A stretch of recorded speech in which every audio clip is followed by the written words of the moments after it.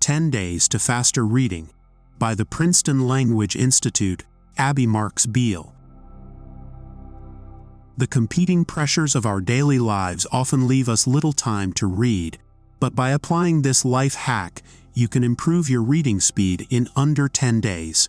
Written for everyone who doesn't have the time to read as much as they'd like, or for those whose to-be-read pile has taken over their apartment. 10 Days to Faster Reading outlines why our inability to read quickly isn't formed through overcommitment, positing that bad habits and toxic mindsets prevent us reading effectively. The joint research of the Princeton Language Institute and author Abby Marks Beale offers practical solutions for tackling those setbacks and developing efficient reading habits. Introduction.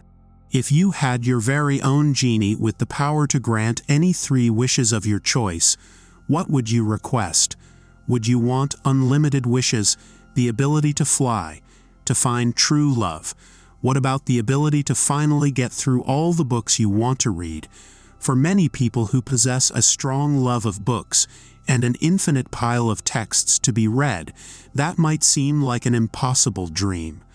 But in fact, that's actually a very realistic goal, because this book can't give you the ability to fly or match you with your dream partner, but it can provide you with the tools you'll need to develop efficient reading habits.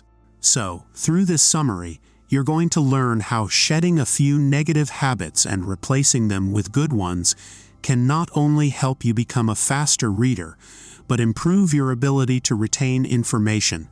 And these strategies aren't just limited to one form of print media. You can practice them with your local newspaper, your textbook, or that bestseller you've been wanting to read. So, over the course of the next few chapters, we'll take a look at our attitudes toward reading, what happens to your brain when it isn't reaching its full potential, and how to get 40% of a book's key information before you even read it. Chapter 1. We put too much pressure on ourselves when we read. So much to read, so little time. It's such a common problem that there are endless memes, GIFs, and slogans dedicated to it. And we relate to them so much that we like them, and tweet them and decorate our homes with slogans that attest to our struggles with reading. As any true book lover knows, the problem lies in our constant ability to find a new book so interesting that we snatch it up and abandon our current pile of books to be read, convinced that we'll quickly finish this one and move on to the others. Except it never quite works out that way. Life gets in the way, or we're interrupted by something else, and so our to-be-read pile grows slowly taller and taller until it takes over our homes. But what if I told you that the problem isn't a lack of time, and that you can actually go through every book on your list with ease? All you have to do is address a few common misconceptions about reading and eradicate them from your mind. The first misconception to tackle is the pressure we put on ourselves when it comes to reading. Because we're often tested on reading comprehension in school, we develop the perception, and possibly even some anxiety, that we have to fully remember and understand everything we read. But nothing could be further from the truth. Although it might be helpful to set aside time for deeply engaging with a novel, if we want to really dig into the plot, we don't have to read everything like we're preparing for a quiz. So especially when it comes to the documents that pass across your desk or the newspaper you'd like to read, learning to skim effectively and prioritize the key highlights of a text are crucial.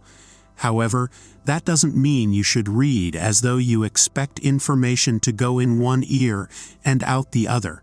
Instead, you simply need to learn a little bit about memory and how it impacts your relationship with reading.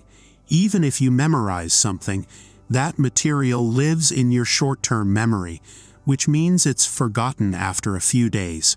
So, if you want to retain what you're reading and be able to recall it in the future, you'll need to formulate a user-friendly info retrieval system. In practice, This means that while you're skimming for those key highlights, you should take a few notes as you go. Jot down the important bits you want to remember in a notebook or make notes in the margins of your text. You can then physically file this information away and pull it out again when you need a refresher. And lastly, let's confront one more misconception we have about reading: the idea that we shouldn't be reading at work. Many people have the impression that reading while they're on the clock is perceived as a waste of time or could hinder their performance. But in fact, that's exactly what you should be doing. No matter what your career is, perusing relevant materials on the job can help you stay up to date on best practices in your field, help you come up with new ideas, and find ways to dominate your target market. And when you think of it like that, reading kind of sounds like it's part of your job description.